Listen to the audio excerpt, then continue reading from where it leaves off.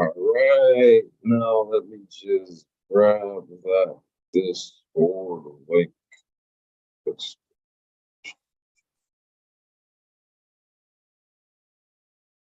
maybe it's a copy set.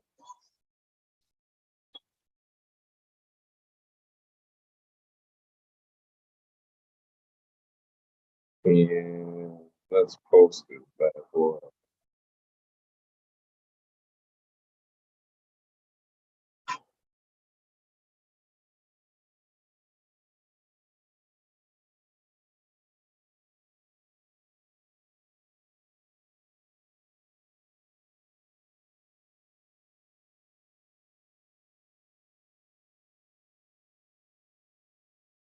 all right, everybody. I sent this out by text and Discord. So let's just jump on in here and talk about what's going on in the league. It's a Saturday. People are probably around, but maybe catch us on a replay. But let me just cut my YouTube um,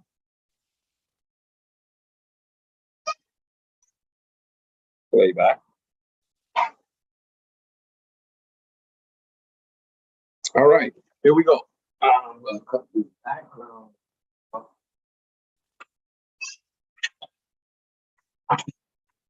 And first things first is I'm gonna do a quick update on the postseason standings.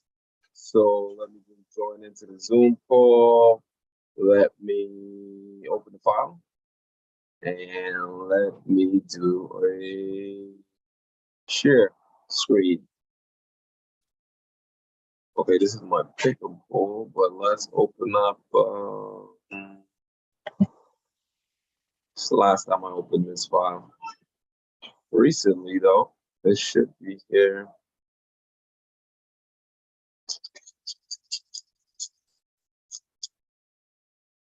I'd like to know how everyone else thinks this season is going. I'm pretty sure you all are loving it because, I mean, I'm loving this shit. This is one of the best seasons we've like administratively put together. It's been one of the best seasons in many ways because the games are being played, guys are knocking the games out. The setup is dope. The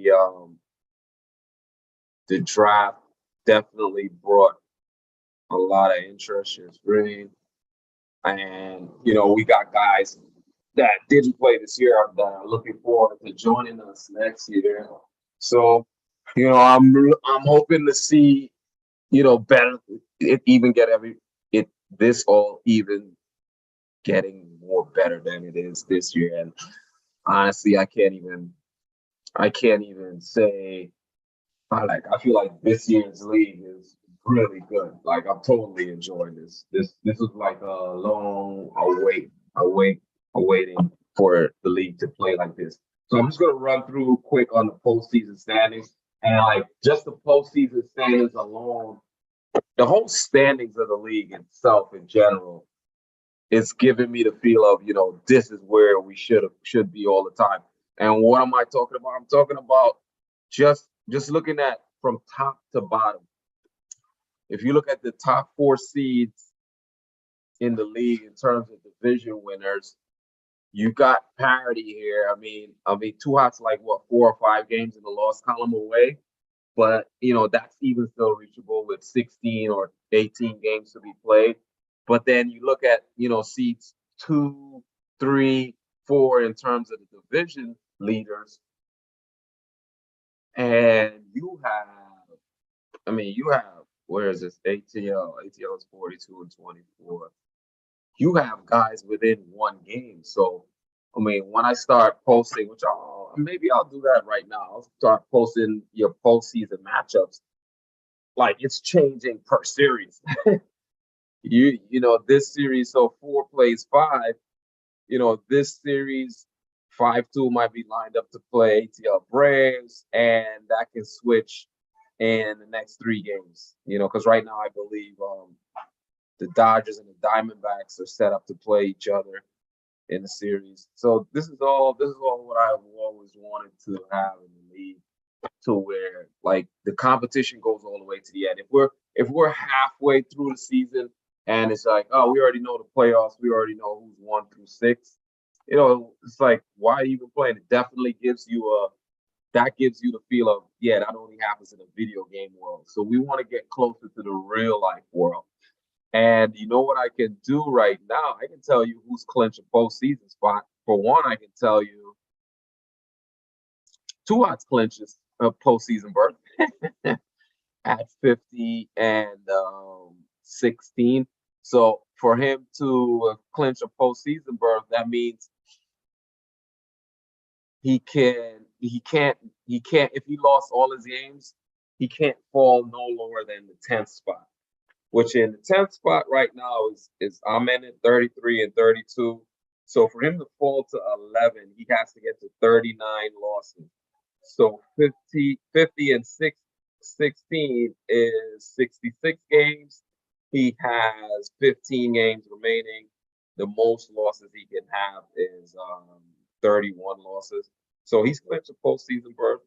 And I pretty much can go through the next set of guys, like Gigi is clinched a postseason berth. So the only since the Iceberg, they would have to get more than 39 losses.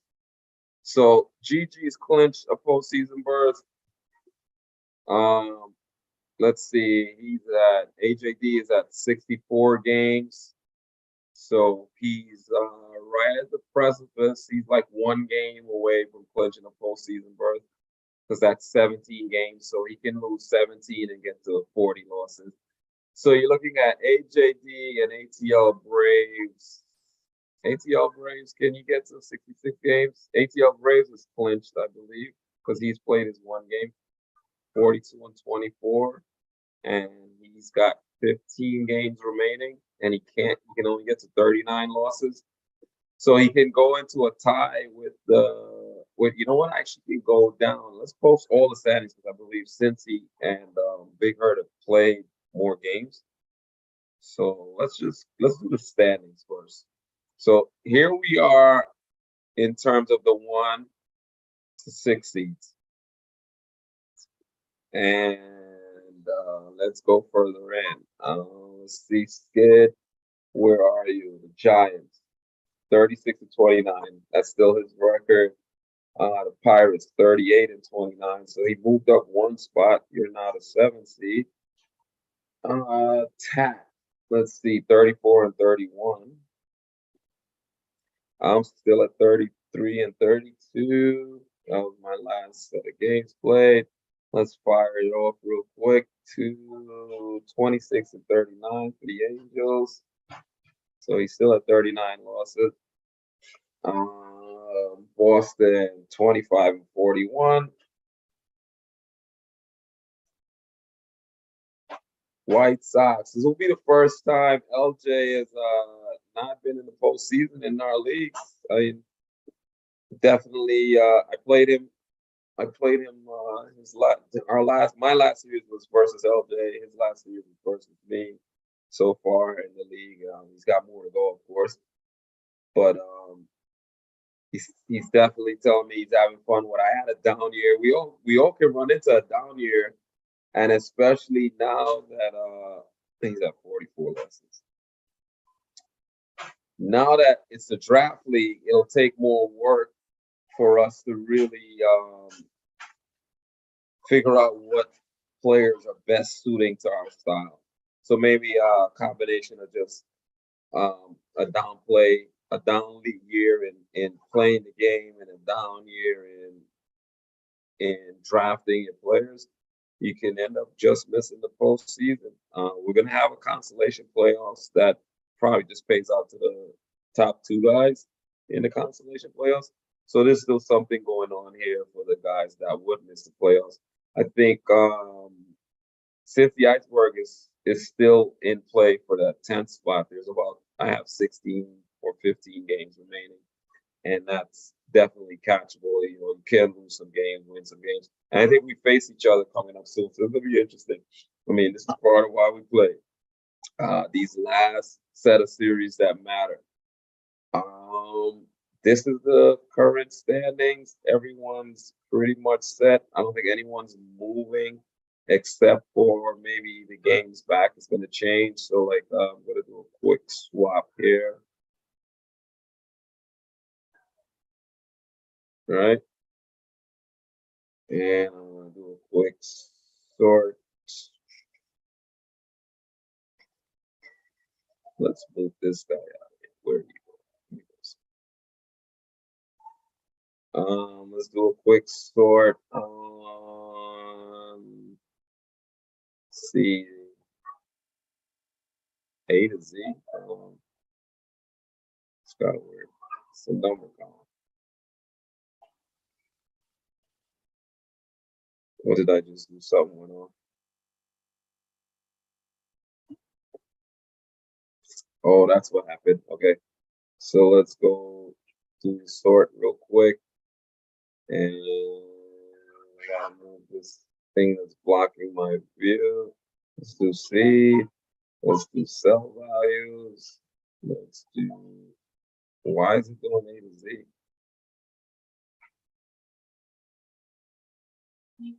I have no idea what's going on here. This usually does this better. I'm gonna try it one more time and then I can just do it my damn self. Wait, you know what? Maybe I gotta type it in.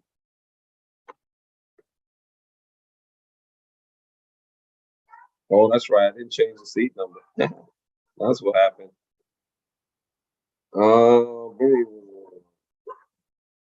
So let's just do a quick swap. And now I can just get rid of these because this is just wondering if we're in text or if we're in numbers. So 38 and 29, that will put you. So these games back is all relating to the final wild card spot, right? So he's +3 in it, and he's probably more than that now. So 36 to 38 is 5 games. So 29 to 32 is 3 games, so that's 8. So you're plus 4.0. You're still at +3. Tap. Let's see. You're at 1 and 1. You're +1. So I'm 1 game behind, chasing down Tap for the 9th spot. And just a reminder, and the wild card bracket, when the postseason start, if this were the end of the season, Freak would be playing Skid in a 1-gamer. Freak would be the home team, and the winner of this game will earn the 7th spot. And in the postseason, 7 plays 2, right? So the 2 seed will be GG. So it would turn over, and I'll do that real quick on the other sheet, the postseason sheet. I gotta find my postseason sheet. So Freak will play GG, right? The Eagles fighting. They're fighting for a 7 and 8. Is playing a game to see who plays the Dodgers, and then the bottom 2 wild card spots are fighting to play for the 8th spot. So they're gonna play. Tap will be home team versus me. The winner of that game will move on to face the loser of the 7-8 game, and then there will be a 3rd wild card game with between the loser of 7-8 and the winner of 9 versus 10. And the winner of that game finally becomes the 8th seed and would face off against Tupac. And the other part of the postseason would start with AJD facing off Marlon Legend, and ATL Braves and 5-2 will face each other. And that's pretty much it. You still have a lot of parity in terms of 1 through 4 fighting for the top 4 seeds. It looks like 5-2 is a lock for the number 5 seed, and then 6 through 10, we're talking 5 games apart here, and that's like 2 or 3 series, and that could be changed. So it's gonna be interesting to see how the season ends with 15 games to go. It's gonna be a lot of fun. Every game and series is pivotal and interesting. I believe Tack and Mike are playing. Marlon Legend are playing each other now. They just split. They split so far the first 2 games, so there's one more game to go. Tat's looking. This is your last chance at. Go to mom. It's okay. This is your last chance to affect Mike's schedule. So if you're locked in, you can give him that 28th loss and gain closer to getting to the sixth seed. So these games are going to be interesting. When we take a look at the regular season schedule and what we got remaining, let's see. Let's take a look at that. If we take a look at the last 5 series for going down from 6 all the way to 10. If we look at Mike's last 5 game series, he's got San Fran, Tampa Bay, Philly, and LA, Los Angeles Dodgers, and Boston Red Sox. So you're looking at these 2 series, which will be changing postseason standings. I mean, San Fran, Mike's kid, if they're going to be affecting each other, moving up and down between 6 and 8. And then if Mike can take 3 versus the Dodgers, he's going to get closer to being a division winner. So he's 6 games back in the division. If we look at that division, we can look at it maybe division by division. I think the Dodgers has a pretty interesting last stretch against. Got 3 versus me, 3 versus Cleveland, 3 versus Atlanta. These are 2 division leaders. Then he's got 3 versus San Diego, and then finishing off versus Cincinnati. So, all of these games, these are 3, 6, 9, 12 pivotal games that can change the division lead, or even who he plays in the first round. So it's going to be interesting there. Going down to, let's take a look at Freak's last 5 series. Freak, who you got? Freak over here in this division. It's got Tampa for 3, San Fran for 2. So San Fran, you're affecting a lot of guys right in front of you. Chicago White Sox for 3, Angels for 3, and finishing the season versus the D-backs. So you got 5 games that are going to be postseason affecting.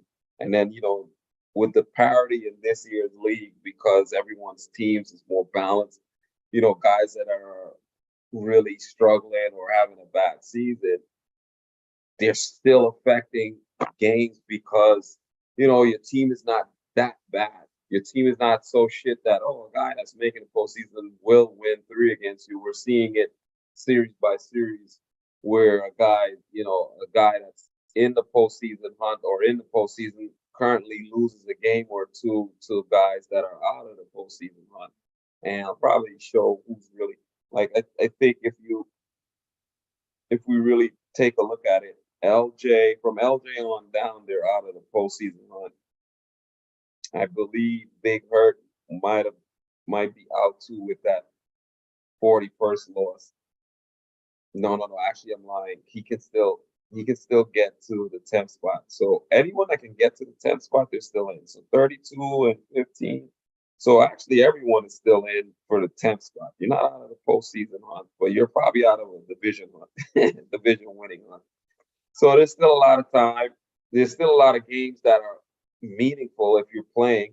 I mean, it's probably a tall leap to expect someone in the 10th seed to lose all 15 and you to win all 15. But I think if you're in this range where it's 7, 8 games, and it's possible that anyone can lose half of the next set of games. And we can take a look at my schedule to talk about that part finally. But Freak looks like he's gonna get a shoe into the playoffs. Mike Mike's got only 1, 2 critical series versus postseason guys. You can pretty much say he's gonna earn a spot based on how the season's been going so far. Let's take a look at Skid's schedule and see where we can guess where he would end up. He's got San Diego, Pittsburgh, 2 playoff teams. Then he's got 4 versus me and Philly and Boston. So he's on a bubble, sort of, but you would think that he's not losing all of these games, and he's borderline likely in the playoffs, not falling out. I think when we come down to Tat and myself, that's where the schedules are really interesting. I mean, Tat already mentioned that he's got a tough finish. He's got 2 versus Toronto, 3 versus Atlanta, Cleveland, Arizona. You're looking at 4, 6, 8, 11, 11 games where it's all playoff guys or guys looking to improve their seeding. So, it's not a lock that, I mean, he would have to lose all 11, this is unlikely. So he'd have to lose all 11 to sort of fall all the way out to this area to 42 losses. So, even all the way up to the 9th spot, it looks like, guys, the postseason shape is pretty much taken because of the rest of the season schedule. And then finally, if you look at mine, I got the Dodgers, Giants, and Braves 3, 6. I got 10 games where these guys are trying to improve their playoff positioning. And at 32 losses, you would think like that's still a lot of room for guys here to get their way in, but it's a lot of all winning and all losing for it to happen. So if we may be shaped up from 1 to 10, but we'll wait to see how that goes. But the joy of this is when you have 1 through 4, guys are still jockeying for who's going to be 1, 2, or 3 seed, and then 6 through 10, you got a lot of two or 3 games back where guys are actually going to be facing each other. So they're going to be changing.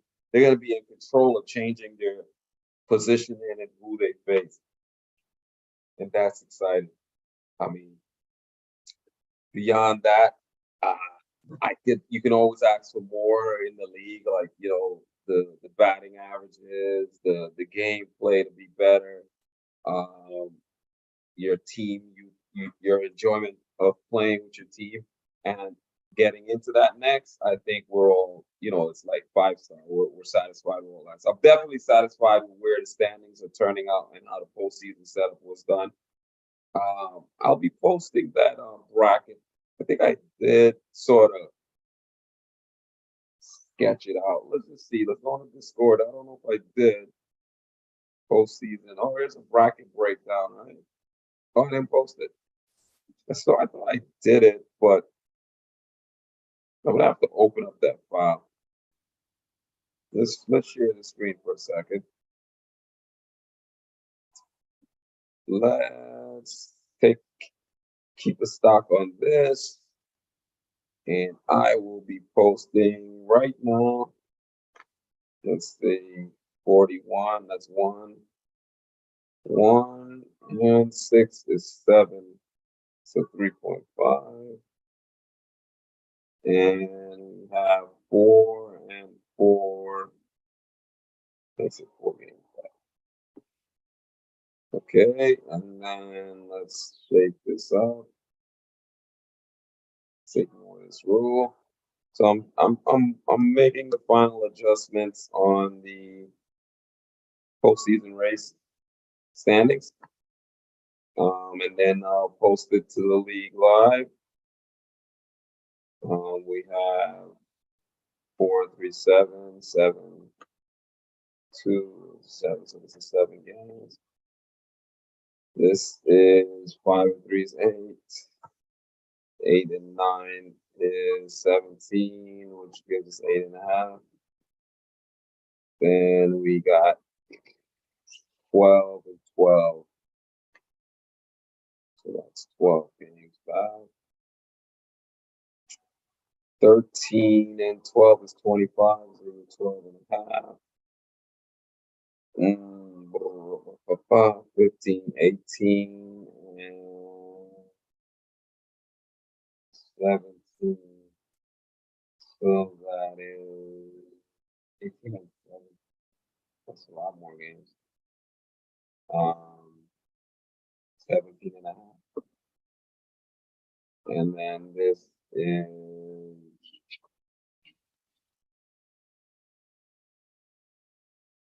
is 21 and 21 and 19. This is 20 games left.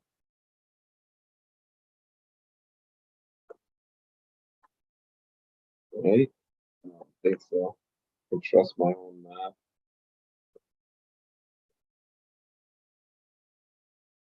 I mean, the games back alone can tell you it's catchable with 16 to play. If you're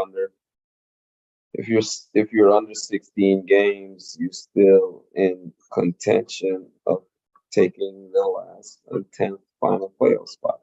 So we're gonna post right now to Discord.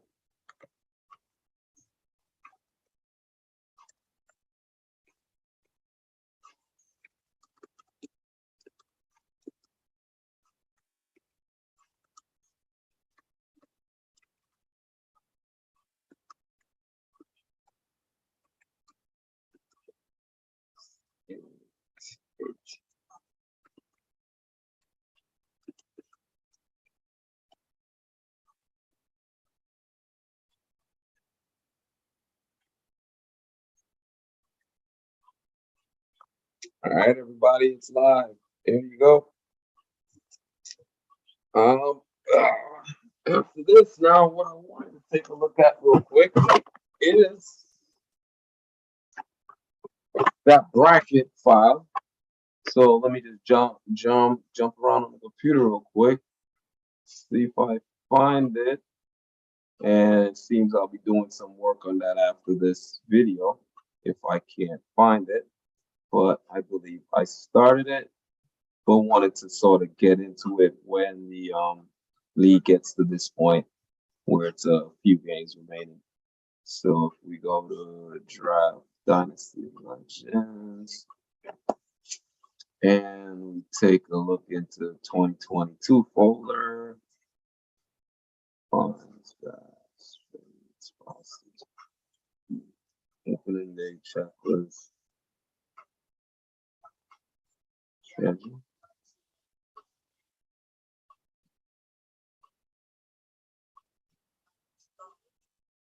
So it looks like over here we have a postseason folder. So let's open up this file. Oh, here we go. Yeah, I remember doing this. I know it.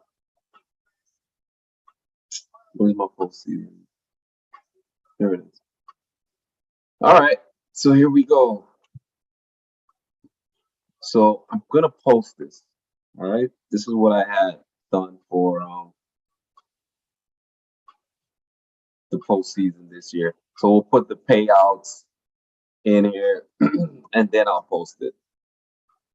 So you're looking at the 7th seed matchup, right? Like I was saying, which will be ranked 8 playing ranked 7. 7 will be the home team. So I guess I'm putting home teams at the top, away teams at the bottom.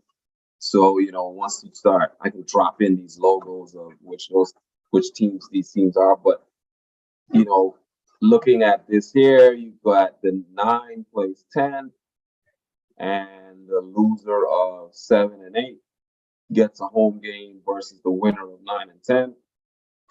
And then the winner of this series goes on to face the number 1 seed. 4 and 5 face each other. 3 and 6 face each other. 2 is waiting for the winner of the 7-8 matchup. And 7 will drop right here. And that's the postseason breakdown. What we're going to do this year is going to make this first round 7 games. Let's do 7-7-7 because it is a shorter postseason. There's not a AL and NL. It's more like a round robin-ish. So we got 1 gamers, 3 1-gamer wild card rounds, and we're gonna go straight into 7 games, and then you got your championship series of 7 games and your World Series. That's it. You know, it's that quick. And your World Series is gonna be 7 games. So it's going to be a real test starting right away. 7 games in the first divisional rounds. Low, easy squeaking by. All right. And we'll do the same. We'll make these down here 5, 5, and 7. We can leave this the way it is. All right. And your 9th and 10th seed. So 15 and 16 are going to be hanging out waiting for this part of the postseason, the wild card to be finished. And the 9th and the 10th seed will fall in here, but 12 would play 13, 11 will play 14 and third because those seeds will sort of define right. So there's a postseason. I'll be posting this and along with the payouts, let's say by at least the end of this week, upcoming week, right? But let's take a look at my screen here. Let's take a look at the league itself. You know what? Maybe I'm going to talk a lot of different things today. And before I get into my screen, maybe I should go take a look at Mike's work here on the just everything, on all the stats and matchups. If we take a look at what I really like is him showing the matchups, because these matchups matter, because we're playing sort of a dynamic schedule where different things are happening. We're moving games out of series based on guys' availability. We're once in a while moving ahead one series, and the pitching matchups matter because guys would need to know who they're facing. You know, if you hadn't done this, I wouldn't know who the hell I'm facing every other series. So I really like this one, and I know it's the trick about it is now you've seen it, you need it going forward in every league. There's certain things that now have to be a staple. So this matchup screen here is definitely a staple. If we take a look at who's coming up for Series 26, we got the Yankees and the Dodgers. It's a pivotal series because it's two teams looking to improve their playoff chances. That's a pivotal series. San Fran and San Diego. This is a pivotal series here because you got the 6th seed playing the 8th seed, and it's gonna matter a lot. And then you got Barrios. You got the Blue Jays and Seattle Mariners, where Blue Jays are in the 5 seed, sort of looking pretty safe over there, and Seattle's got all these critical series coming up, so he's gonna be looking to win these games. He's in that 9th, and he doesn't want to fall back to 10 with only 1 game lead on the 10 seed. So this matchup screen is pretty dope. I love it. I want to take a look at the awards because when I go into the TV here, you know, we can't really see anything on pitching because of how they screw us in terms of the pitching stats. You know what I want to try to do, because I really can. Can I download this? I know I was able to download this on my phone.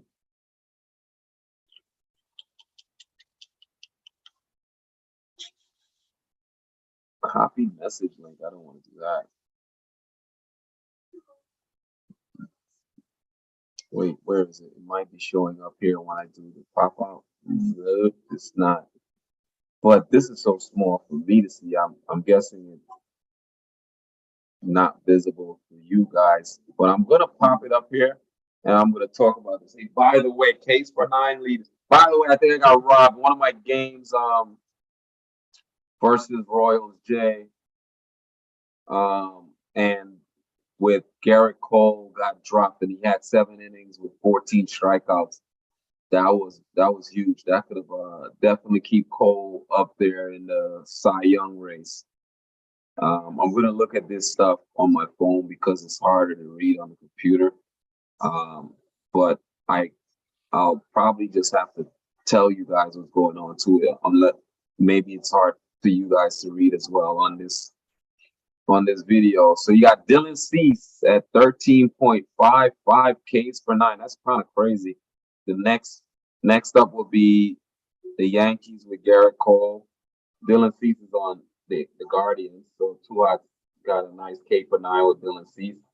And then in the 2, 3, 4 spots, it's Garrett Cole, Blake Snell, and Jordan Hicks on the Dodgers. So pretty interesting. Yu Darvish is right behind that with the Padres and Logan Gilbert with Seattle in the 6th spot.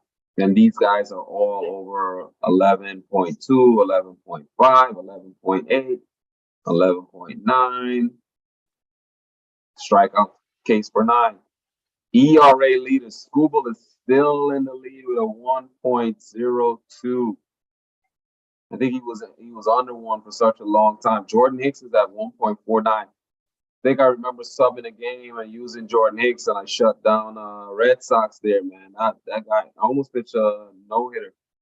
Musgrove is third at 1.76. Freddie Peralta for the Giants.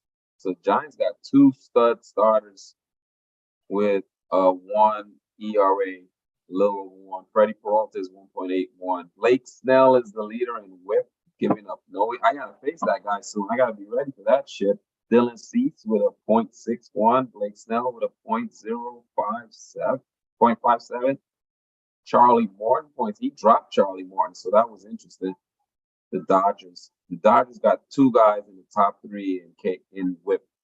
Tariq Skubal comes in the 4th spot at 0.62, and Tampa Bay with Max Scherzer at 0.65. It's pretty solid. Cleveland, it's got Brandon Woodruff also at 0.65. Strikeout leaders are Dylan Cease with 129. Where's Cole? Cole's at 95, so we're at 14. That would have put me at 109. Not leading the strikeouts this year, but definitely would have been third. 109 would have been third right now. DeGrom is at 111. Musgrove is at 108. Verlander is at 107. Sandy Alcantara with the Braves is at 106. So the Angels got DeGrom and Justin Verlander striking out people left and right. Mike's got Joe Musgrove at 108. Pretty good. Quality starts. Skubal at 12. Musgrove at 12. San Francisco and San Diego Padres tied at 12 for the top spot. DeGrom is at 11 with the Angels. Corey Kluber, the surprise, at 10. Tampa Bay. El Garino. Brandon Woodruff with 9. I think I would have gotten one more. I would have been an 8 with Garrett Cole. There's a lot of guys tied at 9 and 8. Can't mention them all. Max Scherzer being 1 with Tampa Bay. So Tampa Bay's got 2 guys up there with the quality starts. Seattle's got 2 guys at 9. Nate Eovaldi and Sonny Gray. Cleveland's got Brandon Woodruff and Clayton Kershaw, 9 and 8, respectively. Philly's got 2 guys at 8. Sixto Sanchez and Aaron Nola. Not bad. The wins will go to Clayton Kershaw at 11. Number 1, Zach Gallen at 10. Brandon Woodruff at 9. Kyle Wright at 9. Dylan Cease at 9. If you were looking for a Cy Young leader right now, I guess, we definitely look at ERA. So Skubal, Jordan Hicks are leaders in ERA. And then you would look to see where else they show up. It's a good question or a good conversation we would have. Like, where will we start for looking at the ERA or the Cy Young winner? Will we start with case per 9? Will we start with ERA? In the world, of the real world, they always love to look at ERA and quality starts. Skubal's leading the league in quality starts and ERA. I think he's in the lead. Dylan Cease is holding 2 categories, case per 9 and strikeouts. Makes sense because case per 9 would put you in the lead in strikeouts. WHIP, Skubal is 4th in WHIP. So he's top 5 in 3 categories. Clayton Kershaw is 1 in wins. Wins is a decent one, but it's not really, you can't really control the wins. Jordan Hicks is top 5 in case per 9, ERA.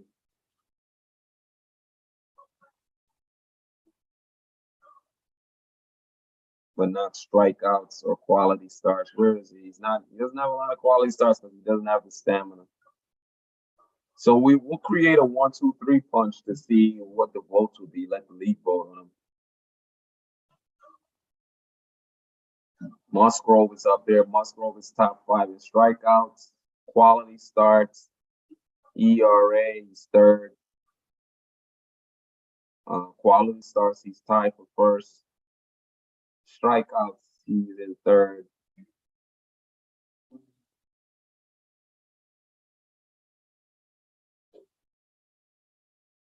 Interesting. Yeah, I think I called out 3 names that you probably can say is in this Cy Young winner voting. Now, let's look at the hitting a bit. I think out of just the Triple Crown stats, you know, Jose Ramirez might be the MVP straight up because there's no question that I think he's still leading. He's gonna win a Triple Crown with him. Let me take a look. Where is that? Where's the Triple Crown? I'm in hitting. Maybe it's in the awards. Let's see. MVP Triple Crown. So the last update, he was hitting 348, 32 home runs, and 53 ribbies. Mitch Haniger is behind him at 48. So, you know, we'll jump on the game now and take a look at sort of the hitting leaders. And I'll get out of here after this. And I think the next conversation would be to talk about that postseason breakdown and payout structure. So I am on the standing screen, but let's join in on the team player stats screen. Let's see. I'm gonna cut this one. Oh my god. Notify me later. This controller updates. Oh shit.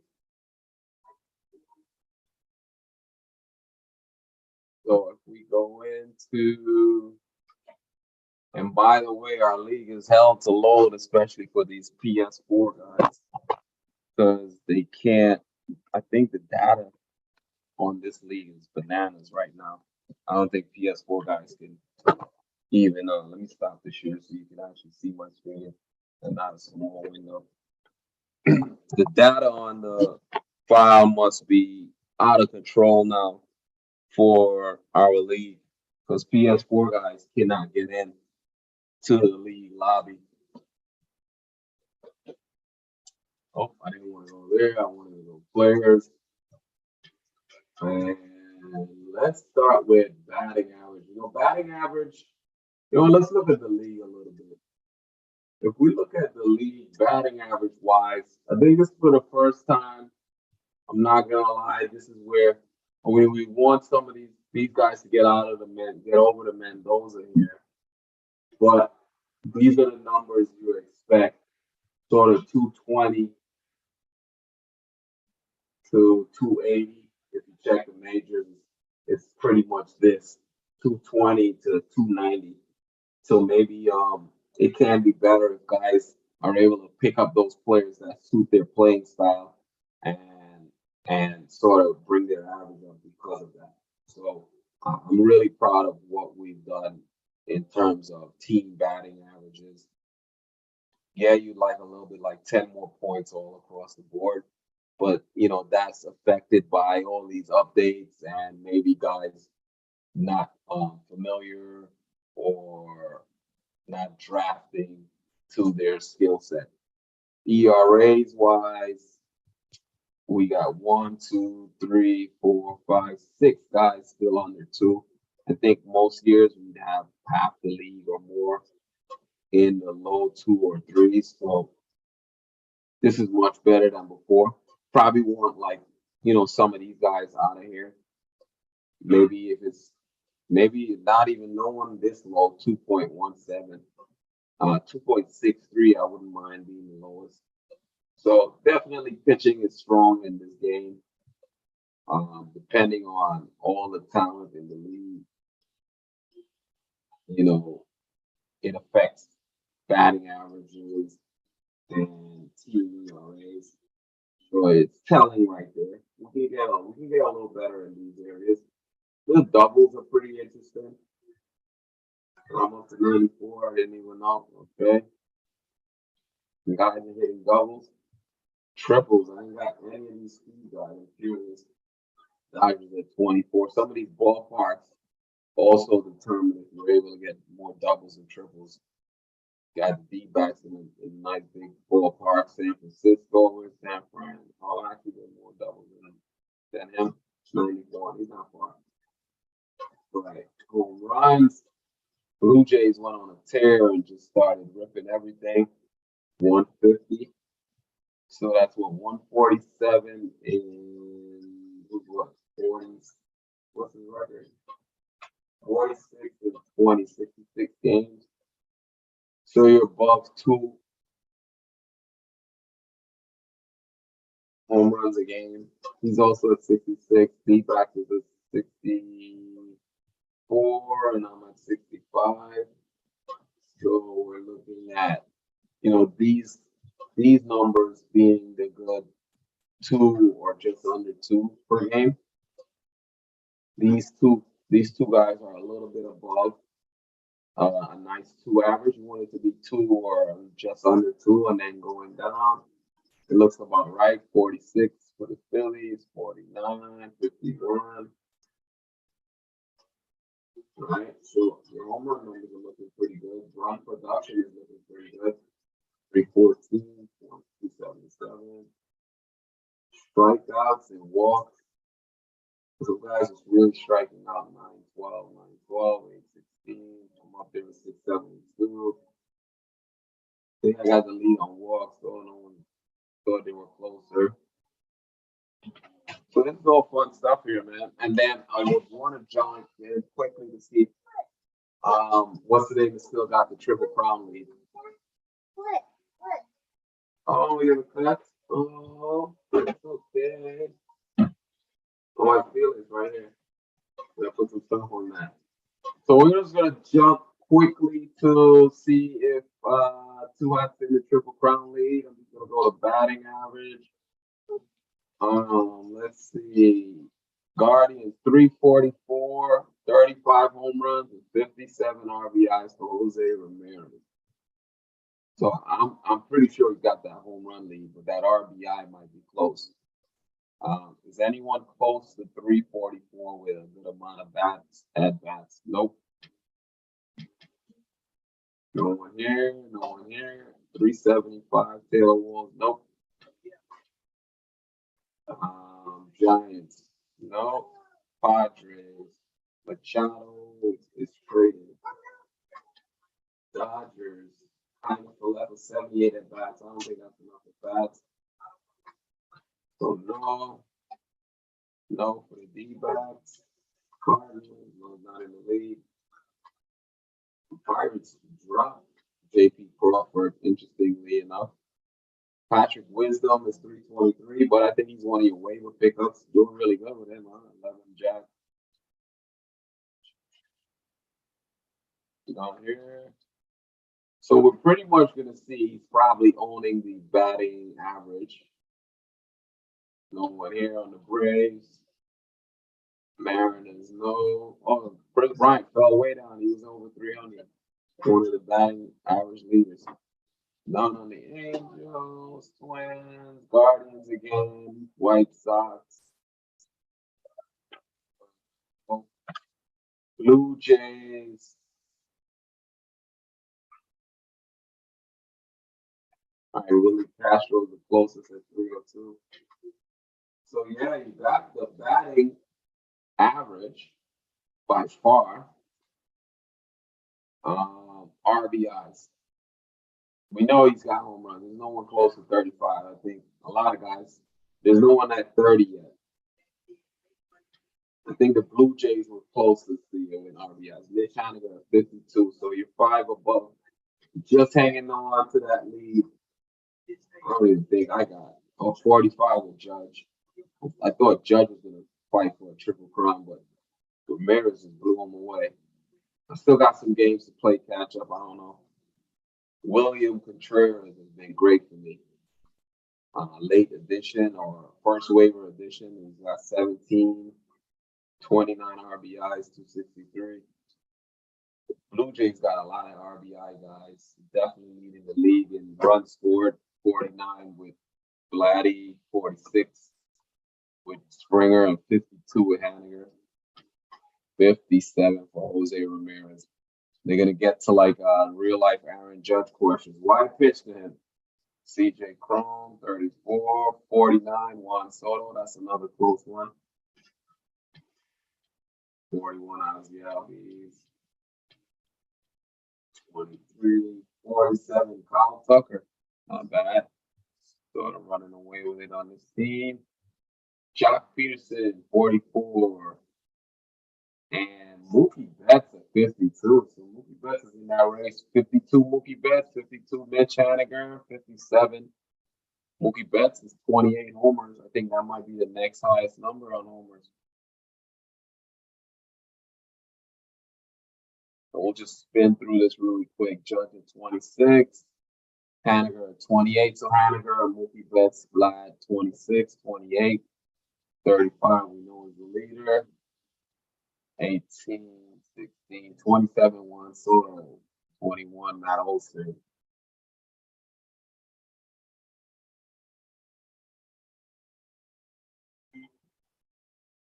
Myers, 21, Kyle Tucker. 24, Josh Peterson. Mookie Betts back to it. So, yeah. Here's your hitting numbers. Oh, man, it's a special kind of year. It's looking real. It's looking like we're having a good time and we keep improving. So thanks for doing what you do. Keep on playing. We're about 15 or less games away from the end. So keep on grinding. Next video. This one is out.